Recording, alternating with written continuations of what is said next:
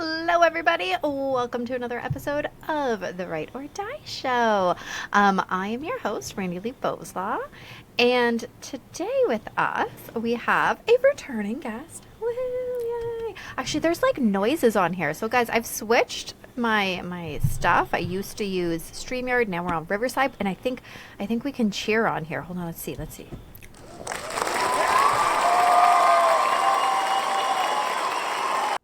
See, very exciting. All these new fun toys that I get to try and play with, these new features. I really should learn more about them, but we'll just do it on the fly. It's much more fun that way. So, welcome back, Cece Robinson. Hello, everyone. Hi, Randi-lee. Hi. So, for those who did not see your other episode, tell us a little bit about who you are. So, I am a young adult dystopian author. And that is a newer thing. Most of my life, I spent time in finance and then in pastoring and medicine and doing stuff overseas and some post-Civil War situations. So really, like, writing young adult dystopian literature isn't that different than some of the things that I saw, for sure. But I started my debut series called Divided. And the first book published in September won a couple of awards. I've already read it, and I've already done the reviews. Everybody go and read it. And it was so much fun to see everyone's thoughts. I was floored, literally floored. And I'm working on the second book right now. Just got it back from my copy editor last night.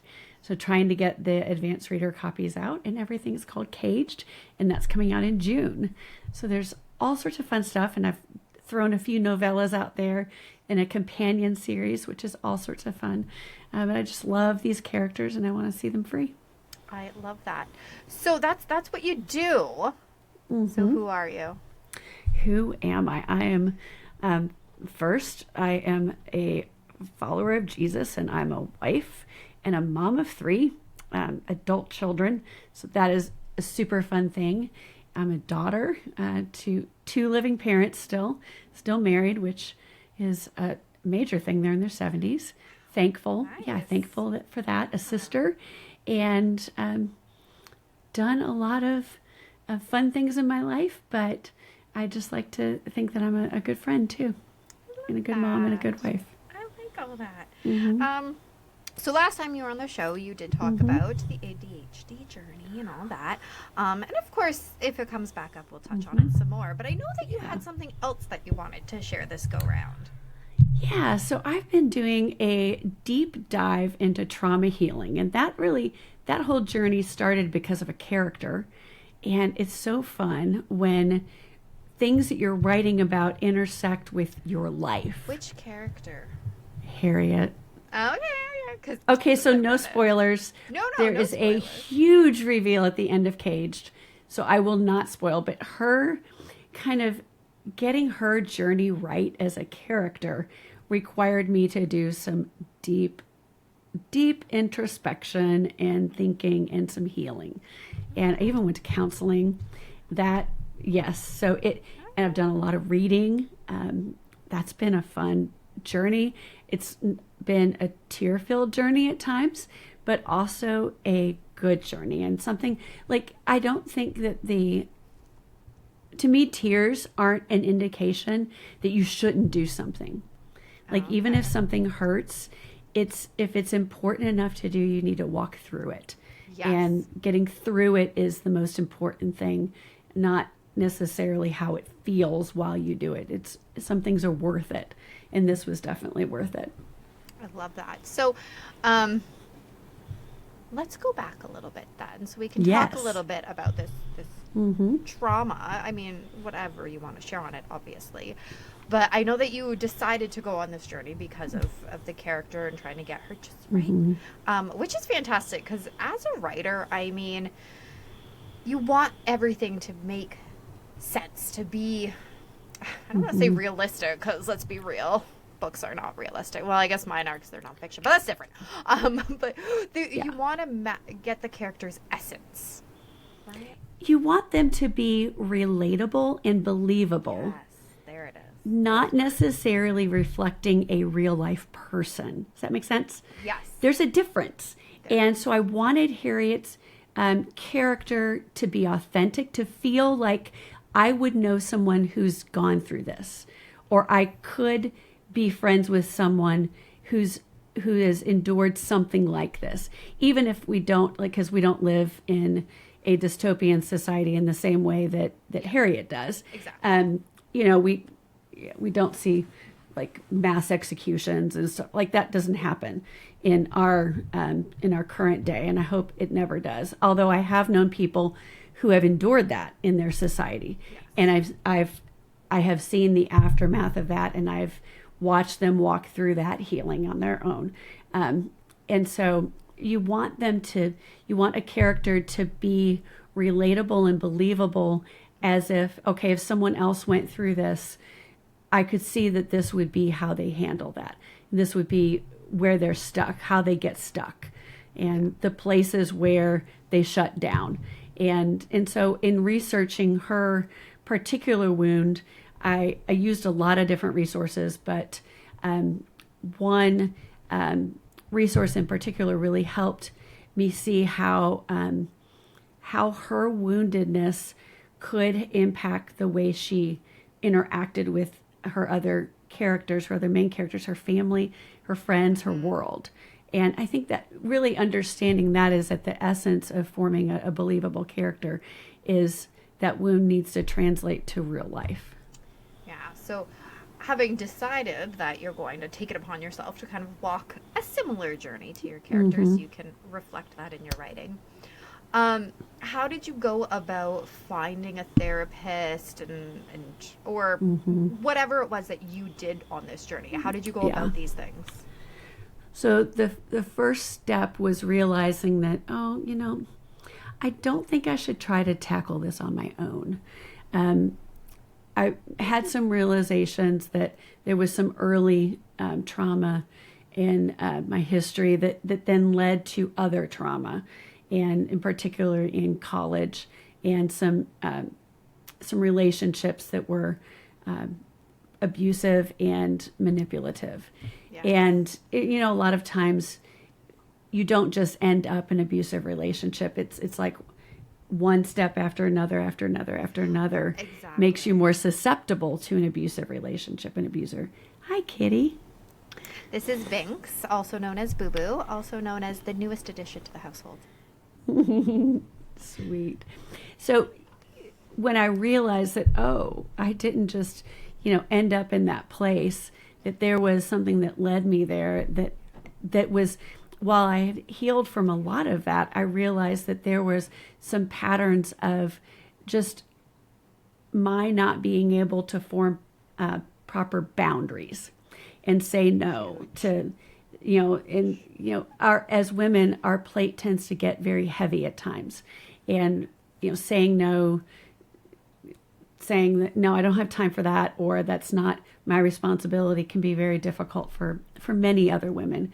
I know that that's something I struggled with. And so when I realized that, okay, I've got a problem with this, and I need someone to coach me basically in how to effectively do this, I talked with my husband about it. He's like, yeah, you need to say no more. And he has no problem saying no. So he's really good at it. He's like, I don't get why you can't say no, you just say no. And I was like, it just is painful for me to say no, like literally painful. And I was like, that's not good. It shouldn't be painful. I should be able to draw a good boundary. And so, I just did a lot of research. I asked some friends. I have a few, I'm blessed in Cincinnati to have a few friends who are in counseling, who are in women's services, and got a few names, interviewed them over the phone, and settled on one therapist in particular, and she's been great. I love that. And I think it's so important that you can interview them over the phone, because mm-hmm. they all have different styles. You have to vibe with them. You have to feel comfortable with them. Mm-hmm. And that's something that, I was talking actually to my husband the one day. He goes, I went and talked to a therapist once. I didn't like him. Okay, so you didn't try somebody else? No. Yeah. And that's very common. You talk to one mm-hmm. person, and if they are not the right fit, it's like, okay, well, therapy isn't worth it. But that's not the truth. And there's so many different resources available. If you're in a place where, perhaps you're in a smaller town or a smaller area and you don't have a lot of therapists available locally, there's a virtual counseling service called betterhelp.com, and it's great. We actually used that for my kid. They usually do adults, but she was like 17 at the time, so practically an adult. And they were pretty fantastic, and their platform is really nice because everything is very clearly stated, and they have things you can work through on there, and it was really good. And you can say, these are my diagnoses, or this is what I'm struggling with. Yeah. This is the type of therapist I want. I want someone skilled in this or this or this. Like, you can filter results. And so that's really nice. I have pushed a lot of people to that. Also, for people whose insurance doesn't cover, it's maybe a little bit more economical of a solution too. Yeah, so I found a therapist. Yeah. It's a good resource. Okay, sorry. So you found a therapist? Yes. And after our first meeting together, she gave me homework. How dare she? Oh, rude. So I had to read the book Boundaries by Dr. Cloud and Townsend, Doctors Cloud and Townsend. And I had read that like 20 years ago when it was thin. And I have to tell you, the second edition is not. It's thick. That's awesome. So I actually read, annotated, and took notes. My journal was about half as thick as the book. Oh my goodness. I was like, it was revelational to me. I was like, I read this 20 years ago, and it must not have hit at that time. I just wasn't ready for it. But I had a lot of realizations about myself. I'm like, I'm just far too accommodating. I need to be a lot less accommodating. And, people don't need me to be nice. They need me to like tell them the truth. Because if it's going to hurt, if doing something's going to hurt me, and then I don't need to be doing it. Exactly. Yeah. No is a complete sentence. It is a complete sentence, and I did learn that. That's actually a quote from the book.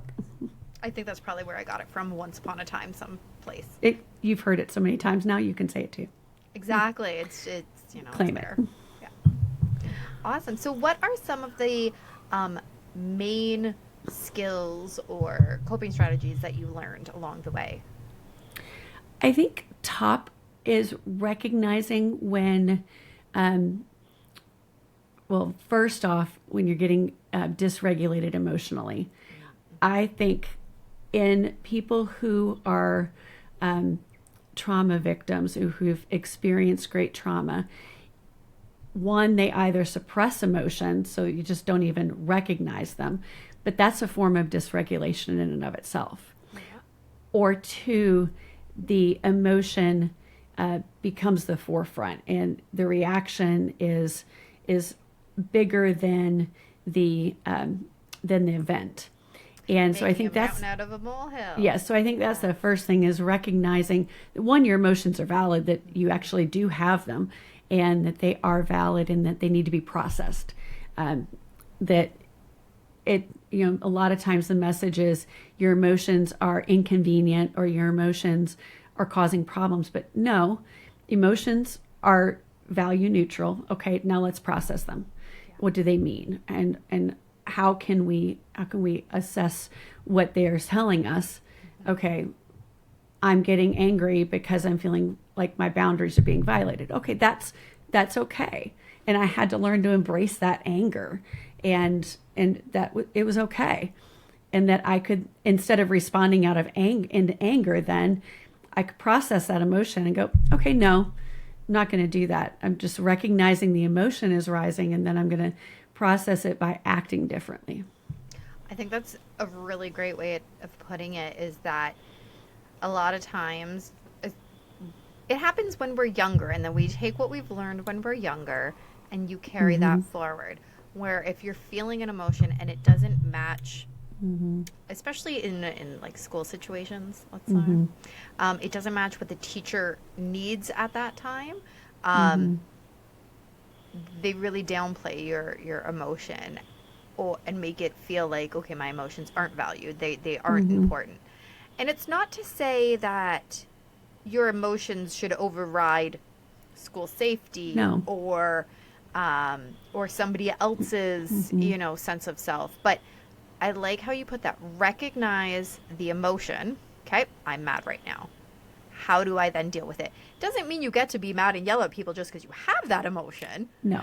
But suppressing it isn't going to help you either. So recognizing, okay, I'm mad right now, but what is an outlet or a way I can do this where it's healthy? Yes. It doesn't mean you can punch people, even though sometimes we want to. But, walking away is a great way of dealing with the emotion of anger. Walk away. Again, no is a complete sentence. Yep. Yeah, there's always a healthy way to deal with any emotion we're having. We get in trouble when we allow our past to write the reaction that we'll have in the future. And really, like, that's the impact of that trauma or that wound is it is the one determining what your future is. And no, your wounds don't get to determine your future. You determine your future. And so, but we have to go through that healing process to recognize the woundedness and then recognize the broken emotional patterns. And then we can begin responding, maybe not intellectually, but more with our frontal lobe, with our thinking, hat, instead of with the emotional, which is very much like the base reaction, Exactly. Yeah. So it happened to me today at work. I obviously, I'm not going to share all the details, but working in a customer service driven industry, somebody comes in very hot already and you're like, whoa, I don't even know the situation and you're just going to start in yelling at me? Okay. And based on my previous trauma, prior to having went to therapy, I would have shut down. I would have wanted to crawl up into a ball, and I would have been scared of this person. But having now went through lots of therapy and things like that, I kind of went, okay, so I don't know all the information. And this is pretty much almost what I said. I don't know all the information. I don't have all the information. We can work together and solve this, right? So coming in hot is, again, their reaction that they have learned, but we can't control their emotions. We can only control how we are responding. And at first I'm like, oh, you're yelling at me and I don't know what's happening and I'm gonna, and I'm like, okay, take a breath. What's the situation? Let's figure this out. And that's perfect because you first regulated yourself. Yeah. You don't have a hope or a prayer to regulate someone else. That's up to them. Yeah. All you can do is regulate how you're responding in that moment. Taking that deep breath is always a great way to the first thing, check yourself. Yeah. First thing, what am I feeling? How am I dealing with this? Okay, no, not going to deal with it that way. I'm going to take a deep breath and I'm going to say, okay, this might not be my responsibility, but right now it is my problem to solve because I'm on the phone with you.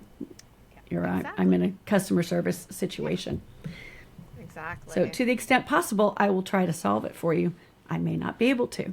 We may have to get someone else involved. Exactly. And I mean, for people who are coming in and having questions, just be nice. The person you're yelling at doesn't know what's happening. Just be nice. And we get that you might be upset about whatever the situation is, but take your own breath because you can control yourself. This is where, so many people in our society have trauma, or they've taken trauma into themselves, like assumed other people's trauma is like so popular right now. And, when we're walking around wounded, we can't help but wound other people. It's just really not healthy. Exactly. Yeah, exactly. I love all of that. So share with us one or two more of your favorite things that you learned during your trauma journey, whether it's with the therapist or something else that you found? That what I experienced wasn't my responsibility. That's something I learned too in therapy, and that was like the biggest breakthrough ever. Yes, yes. I was not to blame. Now, I still had to deal with the result because it's my life, but I was not to blame. That was really freeing. And it's funny because as a pastor, I have told this to other people. Did I believe it myself? I don't know. On some level, maybe, but not at that super deep level that I needed to hear it. And then I needed to believe it. This is why I'm a firm advocate for anyone in like pastoral or counseling ministry. You need your own counselor. Yeah. Because so many times, like our own issues, they become like the quarter held right in front of our eye. Like we can't see anything. We can't see, we can't get perspective on it. But when someone else sees it, they're like, oh, this is just a quarter. Yeah. It's okay. Like we can deal with this. It's just really so freeing. So yeah, that's one thing I learned that was very helpful.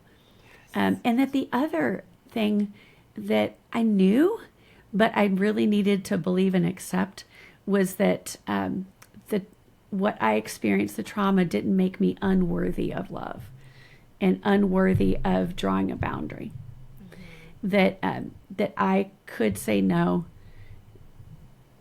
That ability and that worthiness existed in my personhood without any what's the word I'm looking for? Without any relation to any trauma that I'd had. Yeah. I mean, both are great. That first one though, 100%, that was when my therapist would at first tell me, and I was like, okay, but she's like, no, but yeah, but no, but no, but right. And that is a really hard thing, I think, to wrap your head around, especially when you've been living with the trauma for so long. Yeah. And blaming yourself and feeling guilty over things and that kind of stuff. It's really hard to wrap your head around that, it wasn't my responsibility or it wasn't my fault. I mean, yeah, like you said it perfectly. You have to deal with the outcome of it after because it's your life. But, it didn't make me unlovable or, wow, okay. Very eye-opening moment. It really was. That was a lot of tears accompanying that realization. Yes. I asked my therapist, I go, how many boxes of Kleenex do you go through in a week? I don't even want to know. She was like, she actually goes, well, just one. I said, really? Because I think I'm taking half just me. I think she lied. I think she doesn't keep track. I think maybe she doesn't have any clue. There's just one box there and it just keeps getting replaced. Exactly. It's just the magical Kleenex fairy comes and replaces it and she doesn't even realize it's a new box. It's beautiful. Yeah. Because I definitely used a lot myself. I know. Sometimes I wish that fairy would come in my house and do the same thing. Right? I know. Yeah, I know. My husband would be like, what? The magical the magical dishwasher fairy did the dishes. I'm like, you mean your wife? Yep. Me? He's like, no, magical dishwasher fairy. I'm like,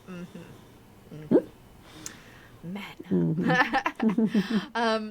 All right. So any piece of wisdom, my cat is trying to get my cord here. Any piece of wisdom you would give to somebody who is just newly starting on what could become their trauma journey? I would say don't try to walk it alone.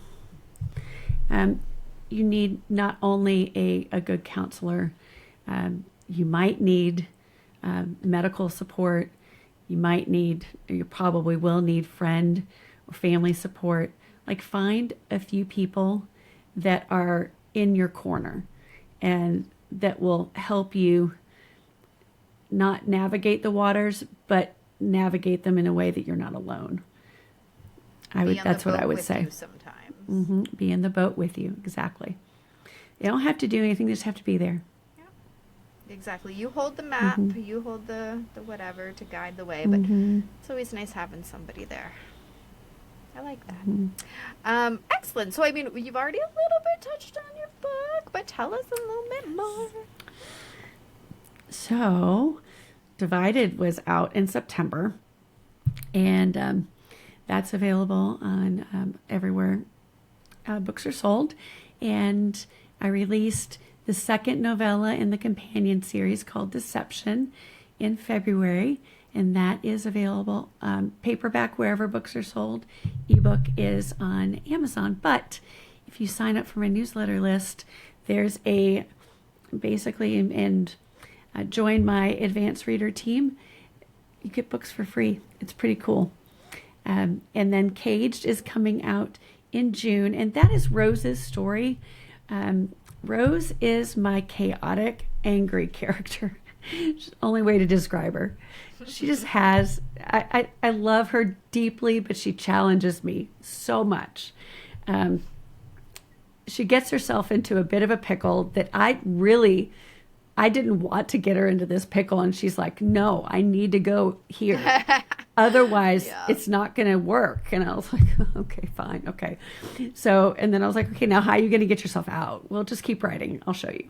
And it's just been a journey to write her story. Of course, I have POV chapters from all 4 of the characters. So you get to see the world through their eyes as well. But yeah, Caged is coming in June. And yes, there is a big reveal at the end about Harriet that will launch her journey in Betrayed, which is book 3. And that maybe fall, maybe winter. Yeah. So we don't have to wait too long then. No, you won't have to wait too long. It's partly written. I'm going to have to do some rewriting, but always.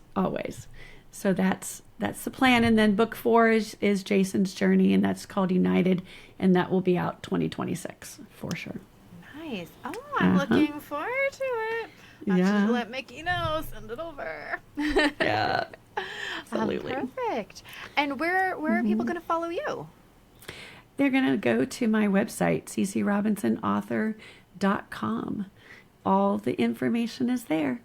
That's where you can listen to my other interview with you, the other podcast. You can also find out information about books, where things are sold, events where I'm signing books, how to get in touch with me. It's all there. Awesome. Wonderful. Well, thank you so much for coming back. And I mean, as your next one comes up, I'm sure we can find more things to talk about. So you know where to find me. Absolutely. I do. Perfect. Thank you. Thank you, Randi-lee. And thank you, everybody, for tuning in. Whether you watched it live or you're watching it after the fact, that's cool, too.